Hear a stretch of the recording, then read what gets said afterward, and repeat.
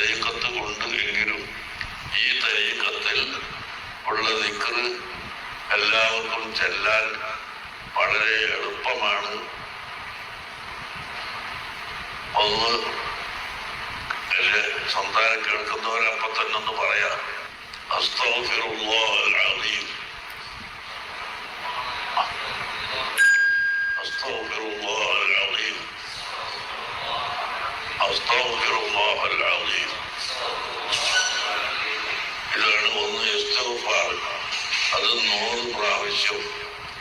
പിന്നെ യാ അല്ലാഹു യാ റഹ്മാനു യാ റഹീം, യാ അല്ലാഹു യാ റഹ്മാനു യാ റഹീം, യാ അല്ലാഹു യാ റഹ്മാനു യാ റഹീം, ബിസ്മില്ലാഹിർ റഹ്മാനിർ റഹീം എന്ന ബിസ്മിയിലുള്ള 3 ഇസ്മുകളാണ്. ഒന്ന് അല്ലാഹ് ജലാലത്തിന്റെ ഇസ്മ്, രണ്ടാമത്തത് റഹ്മാൻ എന്ന സിഫത്ത്, മൂന്നാമത്തത് റഹീം എന്ന സിഫത്ത്.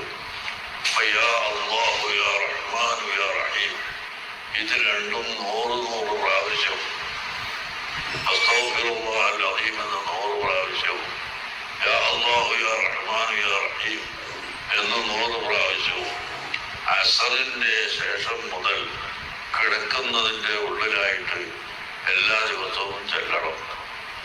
അതിന് എൻ്റെ ഈ ശബ്ദം കേൾക്കുന്ന എല്ലാവർക്കും ഞാൻ ഈ പറഞ്ഞ സനത് പ്രകാരം ഔത്തുല്ലാഹുവിലേക്ക് ചെല്ലുന്ന സനത് പ്രകാരം നിങ്ങൾക്ക് ഇജാസത്ത് തന്നിരിക്കുന്നു, സമ്മതം തന്നിരിക്കുന്നു. ഇഷ്ടമുള്ളവരെല്ലാം ഞാൻ സ്വീകരിച്ചു എന്ന് പറയാം. അത് ചെല്ലാൻ പ്രയാസമല്ല, വളരെ എളുപ്പമാണ്.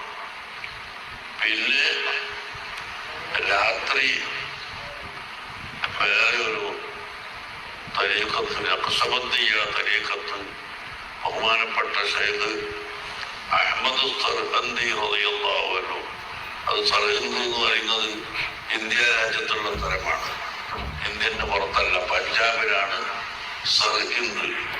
അവിടെയാണ് ഷെയ്ഖ് അഹ്മദ് സർഹിന്ദി എന്ന് പറയുന്ന തരീഖത്ത് നഖ്ശബന്ദിയയുടെ ഷെയ്ഖായ ഷെയ്ഖ് ബഹാഉദ്ദീൻ നഖ്ശബന്ദി റളിയല്ലാഹു അൻഹുവിന്റെ അവര് ഉസ്ബെക്കിസ്ഥാനിലാണ്. ഷെയ്ഖ് ബഹാഉദ്ദീൻ നഖ്ശബന്ദി അവരുടെ ശിഷ്യനായ ഷെയ്ഖ് മുഹമ്മദ് ബാക്കില്ല റളിയല്ലാഹു അൻഹു, അവരെ ഖബർ ഡൽഹിയിലാണ്. അവരെ ഇന്ത്യയിലേക്ക് അയച്ചതായിരുന്നു.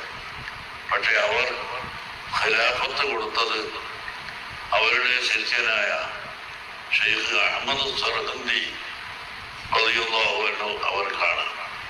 അവര് പഞ്ചാബിൽപ്പെട്ട സർഹിന്ദ് എന്ന സ്ഥലത്താണ് അവർ താമസിച്ചിരുന്നത്. അവിടെ തന്നെയാണ് വഫാത്തായത്, അവിടെ തന്നെയാണ് അവിടുത്തെ ഖബറും ഉള്ളത്.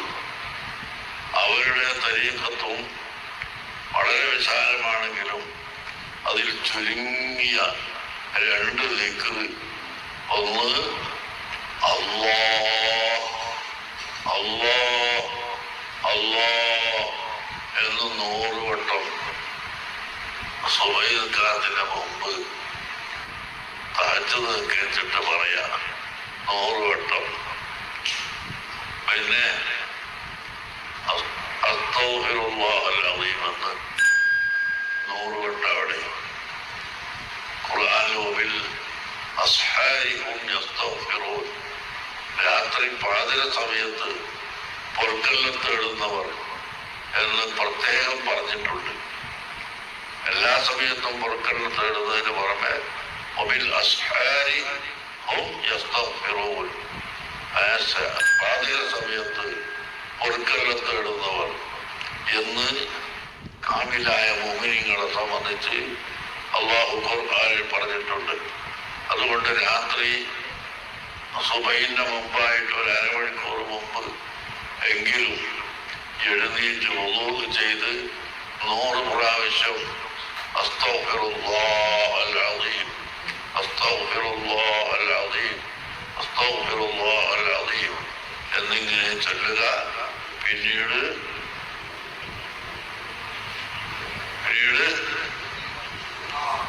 അല്ലാഹ് അല്ലാഹ് അല്ലാഹ് എന്നിങ്ങനെ ആരും അറിയാത്ത സമയമാണല്ലോ. വേറെ ഒരാൾ കേൾക്കാത്ത സമയമാണ്. അഥവാ കേട്ടാൽ ഭാര്യ കേൾക്കും, ഭാര്യകൾ ചെയ്യുന്നത് ഭർത്താവ് കേൾക്കും, വേറെ ആരും കേൾക്കൂല.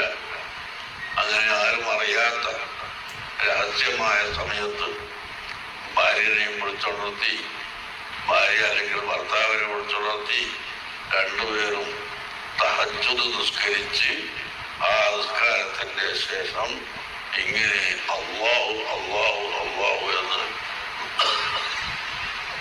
100 പ്രാവശ്യവും അസ്തഗ്ഫിറുല്ലാഹൽ അസീം എന്ന് 100 പ്രാവശ്യവും പാതിര സമയത്ത് ചൊല്ലിയാൽ അതും നമുക്ക് നമ്മുടെ ഈമാൻ കട്ടിയാവാനും ഈമാൻ ശക്തിയാവാനും ഈമാൻ ഒരിക്കലും നഷ്ടപ്പെട്ടു പോവാതെ നിലനിൽക്കാനും സാധിക്കും എന്ന് ഞാൻ നിങ്ങളെ ഓർമ്മപ്പെടുത്തുകയും അത് ചെല്ലാൻ വേണ്ടി സമ്മതം നൽകുകയും ചെയ്യുന്നു.